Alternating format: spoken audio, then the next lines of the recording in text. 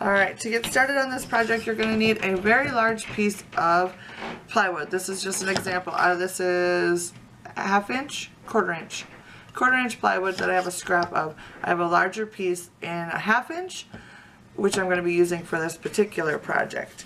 The next thing you'll need to cut the plywood is a skill saw, making sure that you got a good blade on it, nice and sharp.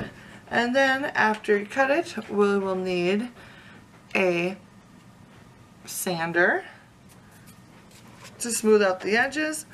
And then after the shape is cut out, we're going to need a piece of paper and a pencil in order to either draw a design, transfer a design, or you could print off a design from the computer and then transfer it. Also, after that, you need two types of paintbrush. You'll need a regular old paintbrush for the base coat, and then you'll need a smaller type brush for the detail painting. And finally, you'll need some paint in two different colors, a base coat color and then a detail color. I'll be using a white base and a black detail color. So that is what you need to get started on this project. Okay, the first thing we're going to need to do to get this project started is to lay out the plywood and then to draw a circle on it as big as you want it to be.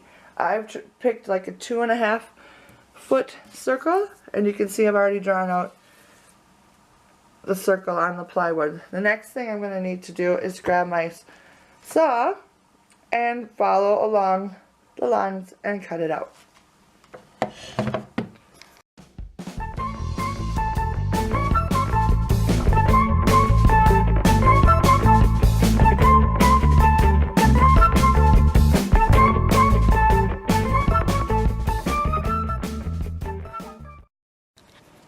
Okay, so you can see here I have cut out the circle shape, and next what I'm going to do is grab my sander and I'm going to sand both the top and the edges that I just cut to make sure, I don't get slivers like I just did. Okay, so after the board was painted, I took a pencil and my quilting ruler like this, and I started using it to draw out the design of the clock face that I wanted. Might be a little difficult to see, but you can see the pencil marks here and here, and then in the middle I made a simple little design. And then I'm also going to have writing across here, and then on the top up here I'll show you how to do it. I do that in a little while. But the next step that I have to do is to add the numbers into each of these quadrants that I've drawn. And I'll show you how to do that in a moment. Okay, the next step is to add the numbers to each quadrant that I've already drawn. I'm going to take each number that I've cut out individually, I'm going to flip it over to the back side, and I'm going to color in with my pencil along the design so that every part of the design has scribbles of lead over the top of it. This is my preferred way. I'm sure you've seen this. I've shown you this before. But it's the quickest, easiest, and cheapest way to transfer a design. So once that is all filled in like that, it'll look like that in the front. Then what we'll do is position the number by eyeballing it, I believe. So I'm not going to measure. I'm just going to see whatever I think looks good. That's what I'm going to do. Because I don't want it to be too perfect. Perfection is craziness. Alright, so it looks good there, and then all I'm going to do is simply start tracing the outline of the number, making sure that my paper is nice and flat before I start.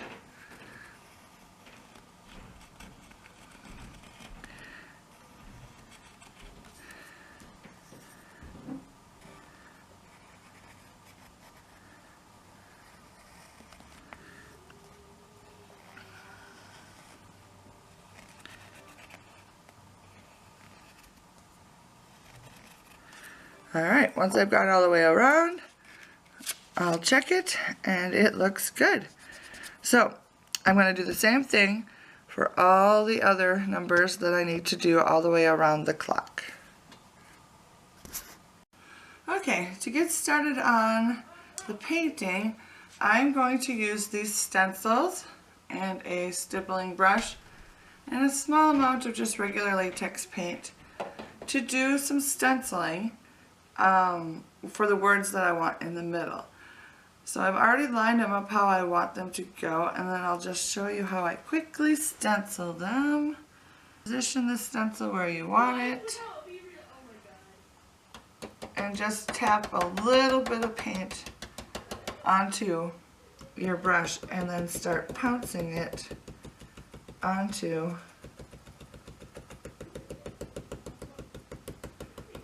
the design.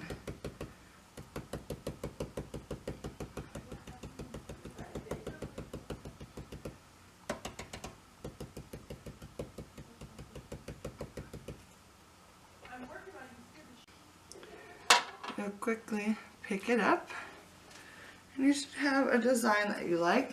This little bit here got a little crazy there. So then what I do is I take a blow dryer. Then I take a blow dryer and I dry it real quickly.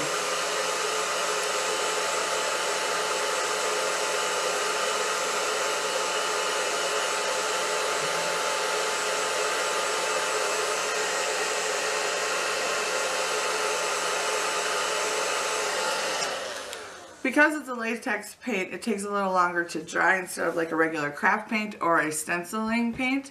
So that's why I use the blow dryer, to get it dry quickly so that I can move to the next one. But make sure it's completely dry before you move to the next letter in your word.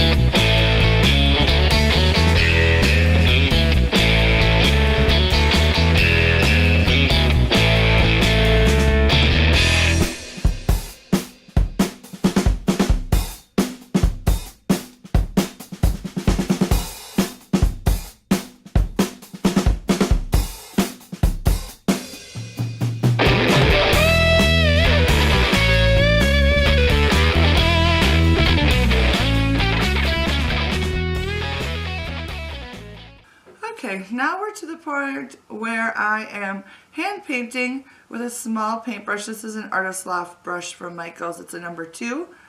And then I have a little bit of paint on a paint tray.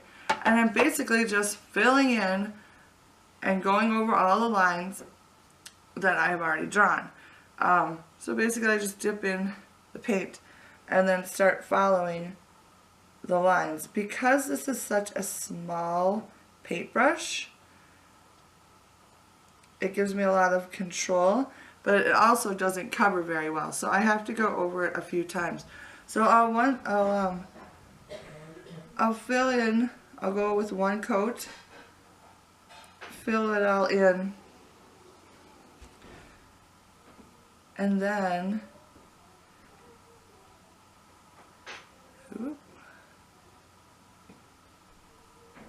once I've got one coat on, I'll take my blow dryer and blow dry it dry, and then I'll go over it again with another coat, and that gives me this like nicer, darker line. So I'm just going to continue painting everything I need to paint. I need to paint all the lines, and then I need to paint in all the numbers, and then along the outside edges. So it'll take me a while, and I won't bore you with those details, but basically that's how I do it. So I have finished the hand painting, and I wanted to give you a look at what I did next. Sorry, the lighting is bad, but it's dark out. So once I had the paint dried for a while, let it dry a couple hours, then I took some sandpaper and just hand sanded all of the black so that it looked a little distressed. And then I also sanded the white section so that the original wood color shows through. So then the finished look looks like an old clock face. And I really like how it turned out.